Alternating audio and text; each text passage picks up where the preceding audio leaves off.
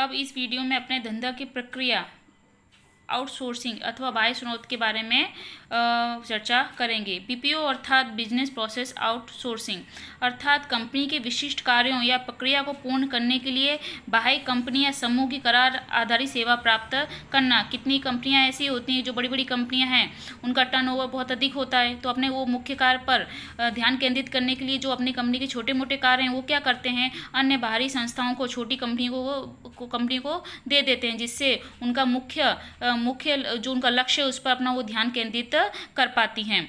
इसके लिए जो कंपनियां कॉल सेंटर या डेटा एंट्री का कार्य आउटसोर्सिंग करवाने के इच्छुक हों तो उनका मूल्य उद्देश्य क्या होता है, खर्च में कटौती करना और अपने समय को अधिक से अधिक बचाना। इसके लिए भारत, चीन जैसे विशाल जनसंख्या वाले देश बीपीओ के लिए क्या बने हैं, प्रथम पसंद बनते हैं। ऐसे देश की प्रथम पसंदगी की जाती है। अब देखेंगे बीपीओ की आवश्यकता कंपनी को क्यों पड़ती है। एक तो खर्च में कटौती करना कि भाई हम अपने मुख्य लक्ष्य पर ध्यान देने के लिए ऐसे छोटे मोटे कार्य क्या करवाते हैं, बाहर की अन्य संस्थाओं से करवाते हैं, जिससे हम अपने लक्ष्य में हम ध्यान केंद्रित कर पाते हैं, जिससे हमारे खर्च में क्या होती है, कटौती होती है। जैसे कि धंधादारी इकाई बिलिंग है, जो बिल तैयार किए जाते हैं, खरीदी है, डेटा एंट्री है, मार्केटिंग संरक्षण है, जैसे फ्रंट ऑफिस के कार्यों के लिए आउटसोर्सिंग करवा के अपने खर्च को क्या कर सकती है, घटा सकती है। उसके लिए अन्य व्यक्ति नियुक्त किए जाते नहीं है जबकि बाहरी छोटी कंपनियों को ये कार्य दे दिया जाता है, तो उस कर्मचारी की पगार हमारे पास बचती है। दूसरा है धंधा की मुख्य व्यवसायों पर ध्यान। जैसा कि अपने चर्चा कर चुके हैं कि कंपनी को अपने मुख्य लक्ष्य पर ध्यान देना है, इसके लिए छोटे मोटे कार्य वो बाहरी संस्थाओं को दे देती है, जिससे वो अपने उसका समय बचता है और अपने लक्ष्य पे वो ध्यान दे पाती है। कार्यकुशलता का लाभ। बाहर की जो छोटी कंपनियां हैं उस कार्य को सही ढंग से करती हैं, उनके पास निपुण व्यक्ति होते हैं, तो ऐसे निपुण व्यक्तियों, ऐसे कर्मचारियों की कार्यकुशलता का हमें क्या मिलता है, कंपनियों को लाभ मिलता है। धंधादारी इकाइयां कर्मचारियों की भर्ती करके उनको क्या करती हैं, प्रशिक्षित करती हैं, उसके स्थान पर आउटसोर्सिंग द्वारा गुणवत्तापूर्ण कार्य करवा सकती हैं। आगे का पॉइंट है परिवर्तनशील मांग को पूर्ण करना। बीपीओ कंपनी ग्राहकों की निरंतर बदलती मांग को पूर्ण करने के लिए क्या करती रहती हैं, सुविधा देती रहती हैं। भाई जैसी कंपनियां जैसी ग्राहकों की मांग होती है, कंपनी ऐसी उन्हें वस्तुएं प्रोवाइड करवाती हैं, पहुंचाती हैं।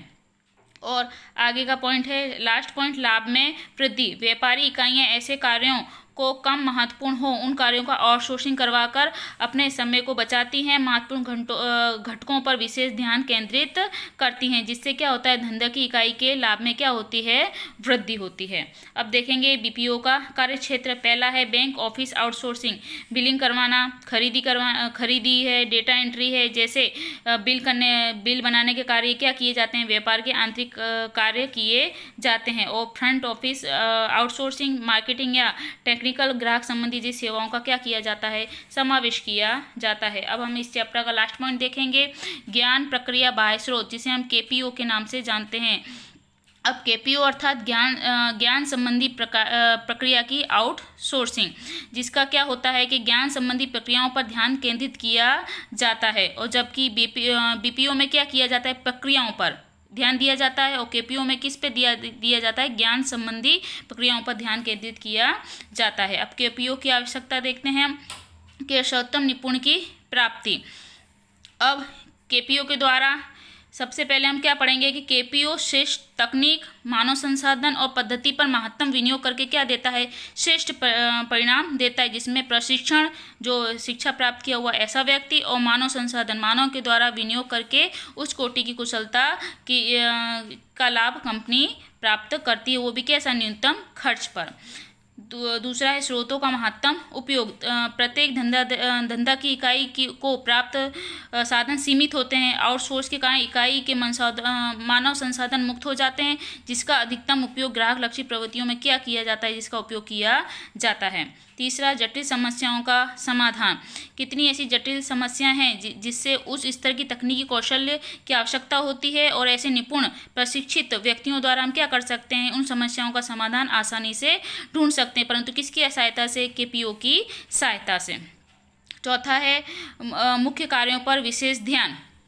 आउटसोर्सिंग की सहायता से धंधा की इकाई अपने मुख्य कार्य पर क्या देती है, विशेष ध्यान केंद्रित कर सकती है। जैसे कि कोई एक विद्यालय कंप्यूटर शिक्षण, कैंटीन की सुविधा, स्टेशनरी की सुविधा जैसे कार्य आउटसोर्स करवाए तो संस्था क्या कर सकती है, अपने बच्चों को अच्छे से अच्छा शिक्षा देने के लक्ष्य पर क्या कर सकती है, ध्यान केंद्रित कर सकती है। ऐसे जो ये काम है वो अन्य बाहर की पीढ़ियों को दे सकती है।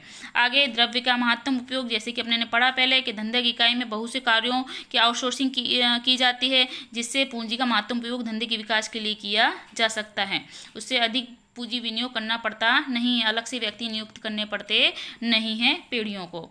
अब आगे खर्च में कमी, आउटसोर्सिंग में प्रचलित होने का मुख्य कार्यों में एक कारण खर्च में कमी भी है।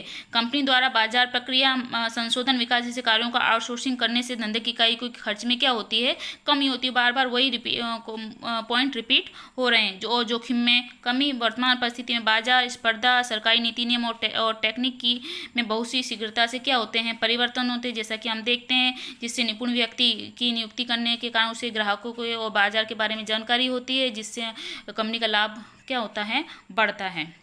अब देखेंगे केपीओ का कार्य क्षेत्र, व्यापार और बाजार संशोधन, कानूनी सेवाएं, मेडिकल सेवाएं, प्रशिक्षण और मार्गदर्शन, संशोधन और विकास, कंप्यूटर प्रोग्रामिंग और एनिमेशन और डिजाइन जैसे कार्य करने के लिए क्या करते हैं, केपीओ अपना कार्यक्षेत्र कंपनियों को देती है, व्यक्तियों को निपुण करती है और उनका उपयोग ग्राहकों तक और व्यापारियों तक पहुंचाती है। यहाँ पर हमारा ये वाला चैप्टर क्या होता है, चौथा पूरा होता है।